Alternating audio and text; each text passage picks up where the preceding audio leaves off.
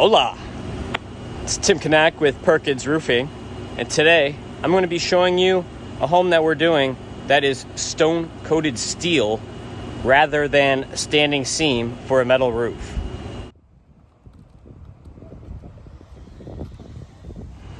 Some people like the look of the tile, but they want the benefits of metal for their home. If you want the best of both worlds, the aesthetics of tile, and then you want the benefits of the metal, this is an option for you. They make this in different types of panels too. They have quite a few. This is the Pinecrest Shake from Westlake. This is meant to look like a shake or a shingle roof. They also have curvy ones that kind of look like barrel tiles, flat ones that look more like tiles. So there are a few different options from Westlake Broward for a metal stone-coated roof. So stone-coated, what does that mean?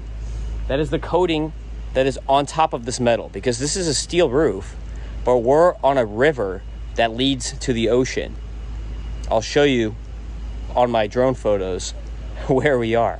So the stone coating actually protects against salt and brackish water, unlike standard steel roofs that will rust out if they are too close to salt and brackish water. I'll show you an example of a house I was at yesterday where they put a 24 gauge standing seam steel roof about 500 feet from the ocean only a couple years ago. You can see what is happening to these panels putting a steel roof that close to the water. But that will not happen with this stone-coated steel. All right, so behind me, we already have our underlayment down. This home had wood shakes on it, so they were just little panels, and there was no sheathing on this home before we got here. We completely resheathed this home from scratch with plywood. So this entire house, you can see it's a big house. I'll show you the drone photos. We had to resheathe the entire thing. All of this plywood in the entire home is new. And this XFR here is a fire barrier and a water barrier. You get a UL listing under steel with this for Miami-Dade. So this is a Miami-Dade applied roof here, even though we are in Tequesta in Palm Beach County.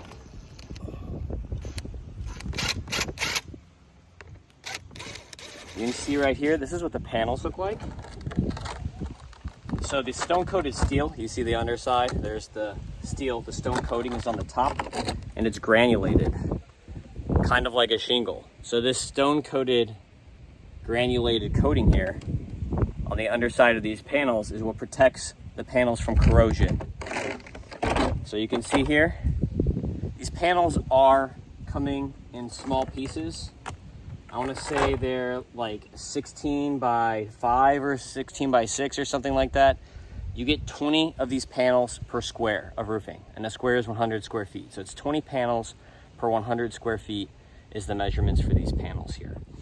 So it's a lot of additional work installing these panels rather than installing a standing seam where you might get one run that runs from the peak all the way down.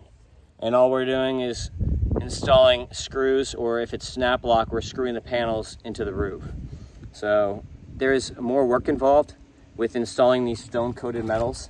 These are also more expensive than a standing seam roof. So you better like the look if you're gonna pay for this. You're paying for the aesthetics of having a metal roof and a tile roof in one, more or less. So it is going to run more expensive in pricing because the labor takes longer. So we're looking at a longer install time. Install time means I'm paying guys more, that means more money, so more labor, and then also the materials are more expensive as well. So you're looking at a higher material cost and a higher labor cost when you are installing this rather than a standing seam roof. One of the other things about installing this roof is that there are a large number of detail pieces with this install that you do not have to deal with a standing seam roof, where you just have a lot of straight panels, some valley pieces, and some wall flashing pieces. So there are a lot more detail pieces when it comes to the standing or the stone-coated roof versus the standing seam roof. Right here, you can see the stair step pattern. Just like if you are installing shingles on a roof, you're gonna do a stair step pattern. Whereas if you're installing standing seam, you're just gonna do straight runs in a row from boom, boom, boom, boom from the ridge. So there is a different install method when installing these panels, and you do a stair-step method where the panels are all staggered out. Just like if you watch our video on installing a standing seam roof, which we did in West Palm Beach, you can see we had a bunch of work that we had to do on the walls. So when we tore off this roof, the wall flashing had damages in it. There were holes in the wall flashing, and we had to remove the existing T111 paneling in order to get back and change the flashing, and the paneling was also rusted out. Just like in our standing seam roof on this house, we have skylights, so we will look at the end of this job to see what the different skylight details look like compared to the standing seam roof. We are also doing a chimney here. That cap is going to get changed out just like we did in the standing seam video, so you're going to see a lot of comparisons between this video and the other one on some similar details, like the chimney, like the skylights, and like the wall flashings, which you can see right here. Again, we had to re-waterproof these walls just like we did at the standing seam house in the West Palm standing seam video. So you'll see in this video, once we're finished with this roof, you'll be able to see a lot of the details and compare detail in stone coated versus detail in standing seam roof. You can see the river back there, and here, talking about the details, you see we have a first floor and a second floor on this roof, and then also here, there's a saddle right here. And this saddle is going to require some work because this is sheetrock here, not wood. So this sheetrock is going to have to come out. That's a copper saddle that has holes in it. And this is going to be the last piece that we work at. When we get to this point, we're going to have to solder some stainless steel panels here or weld them in place, custom right here into the saddle. And then this sheetrock here above the level is going to have to get reinstalled. And you can see here on the tower, we already installed the gutters on the second floor because we don't want our guys walking around here trying to install this gutter section and damaging the panels after the panels are installed. You can see right here, this is the saddle detail I was talking about. You see this custom copper saddle here, and you can see the welds on the saddle. And this is sheetrock, not wood. So these are gonna have to come out and be reinstalled. See what the sheetrock looks like here. That's what's installed there on this second floor only, because this was an addition to the home. So there are a couple different install methods when installing these panels. You can either install with battens, which is suggested for any roof that is over a 6/12 slope.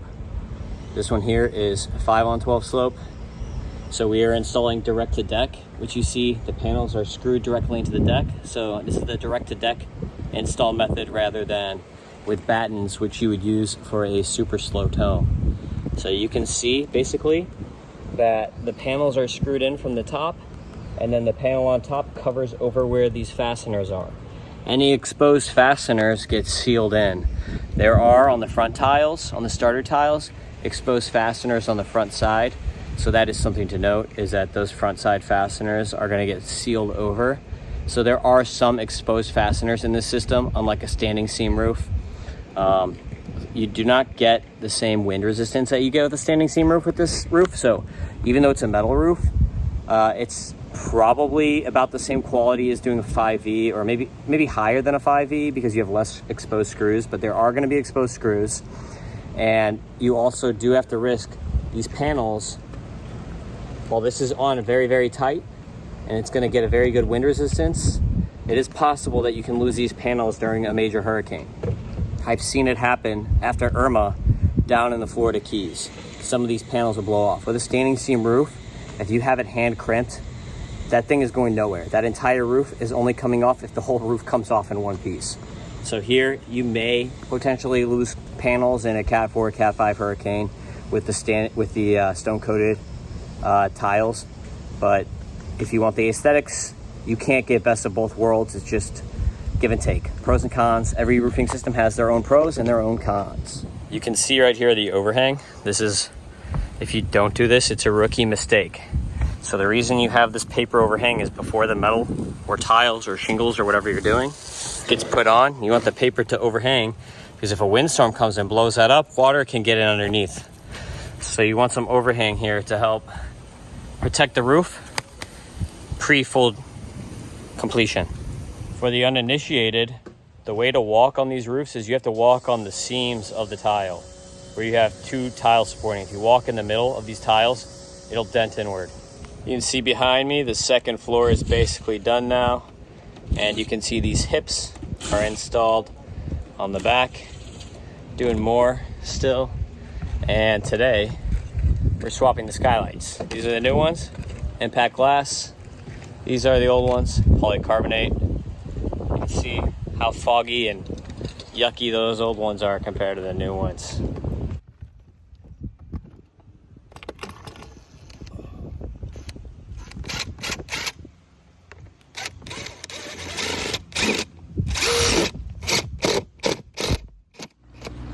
Last week, where we left off in the video, we were installing these skylights. You can see our brand new impact skylights are installed now and flashed in. They're targeted in with the XFR paper on both of these 2x4 skylights.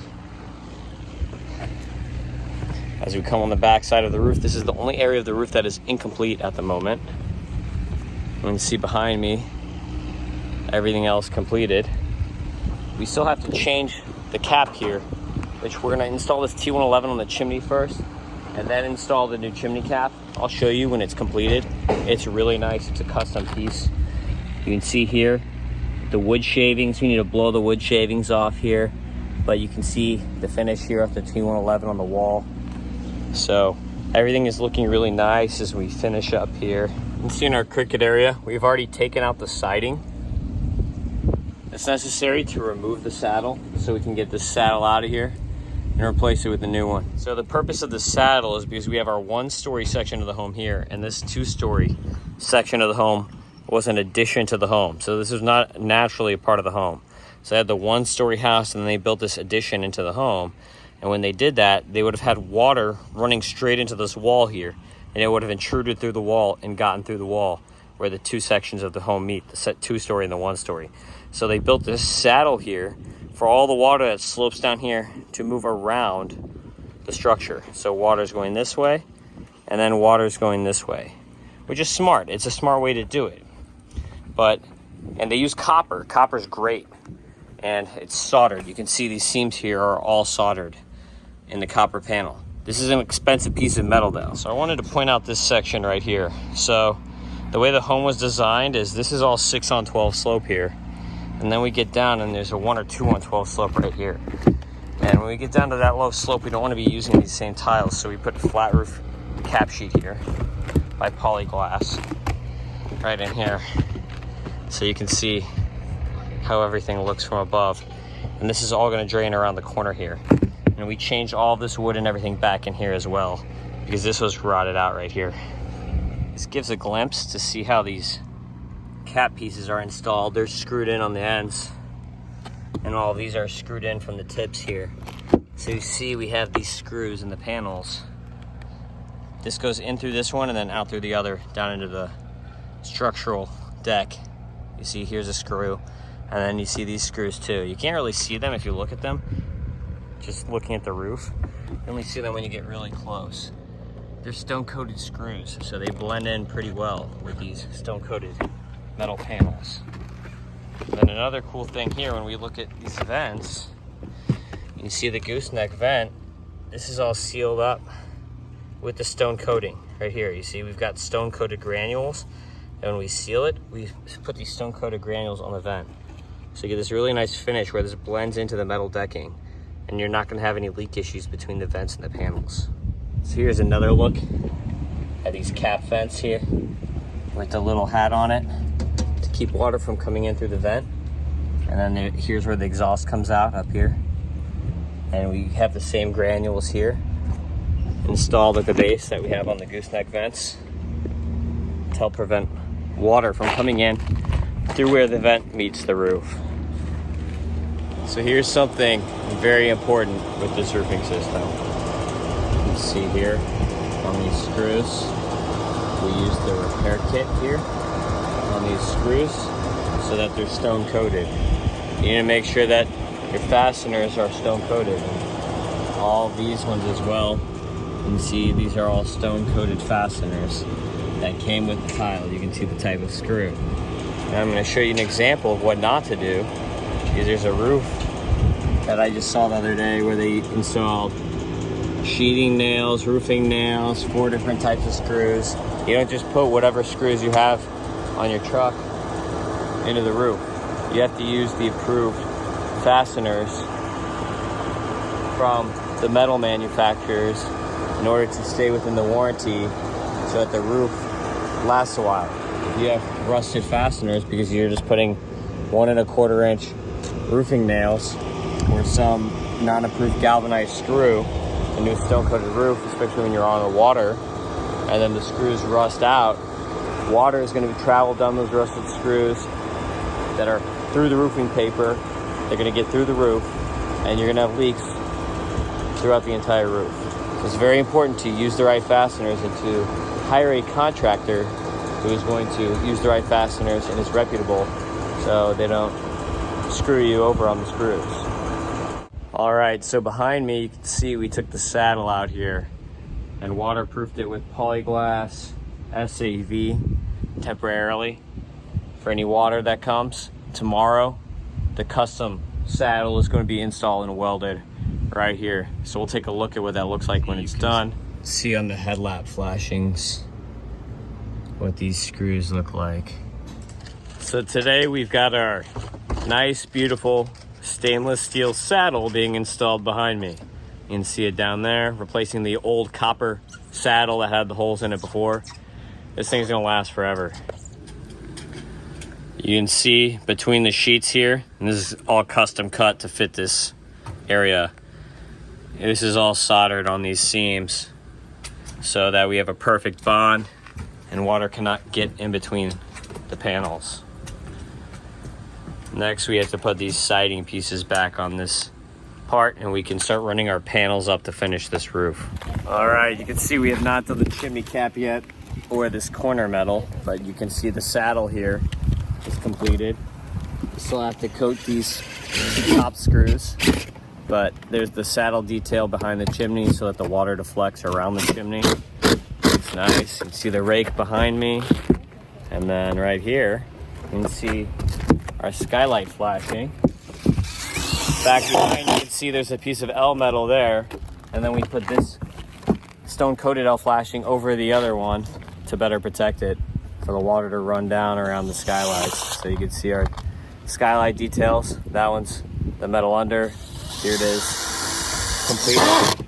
All right, I'm sitting here on the saddle. You can see we still have to do the siding here, but this detail here where the panels hit the saddle, the stainless steel saddle, is finished. You can see the panels up there. Our skylight details are complete. Here we have our hip tiles done, our rake tiles done. We are almost finito. Just got to do some siding work. You can see that this is designed with a diamond pattern here to deflect water away from the center of the cap so that water doesn't collect in the center and rust out the middle. This is aluminum since we're on the water here to go with the stone coating. Thanks for watching. I hope you enjoyed this video and you learned something about stone coated metal. Pretty complicated projects installing these, but everything looks great at the end. And if you have any questions or want to hit us up for some service work, give us a call in Miami, Broward, and Monroe counties at 305-687-6521 or 305-MIA-ROOF as our vanity line. And for Palm Beach, Martin, St. Lucie, give us a call at 561-559-ROOF. So hopefully, again, you learned something. Please follow us on social medias, and you can check out more of our awesome videos. Thanks for watching. See you.